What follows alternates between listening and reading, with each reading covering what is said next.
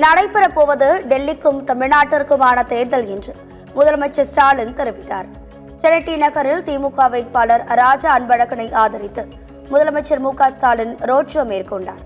அப்போது மக்களின் வேண்டுகோளுக்கு இணங்க பேசிய மு க ஸ்டாலின், நடைபெறப் போவது டெல்லிக்கும் தமிழ்நாட்டிற்குமான தேர்தல் என்றார். தொகுதி மறுவரையறை மசோதா தோல்வியிலேயே பாஜகவின் தோல்வி தொடங்கிவிட்டது எனவும் விமர்சித்தார். இது தமிழ்நாட்டுக்கும் டெல்லிக்கும் நடைபெறுகிற தேர்தல். பாதி டெல்லியை க்ளோஸ் பண்ணிட்டோம். தெரியுங்களா? நான் தொகுதியுடைய பிரச்சனை நடந்துச்சுல, நிலையில ஒரு மசோதாவை அவசரமா திருட்டுத்தனமா தேர்தல் நடந்துட்டு இருக்க இந்த நேரத்தில் பிஜேபி ஆட்சி வந்து தொகுதி சீரமைப்பு என்ற பெயரில் ஒரு அவசர தீர்மானத்தை கொண்டு வந்தாங்க. பார்லிமெண்ட் அந்த மசோதா தாக்கல் செய்யப்பட்டு விவாதம் நடந்துகிட்டு இருந்த போது எல்லாரும் பேசுனாங்க, எல்லா கட்சி சார்பாக பேசுனாங்க.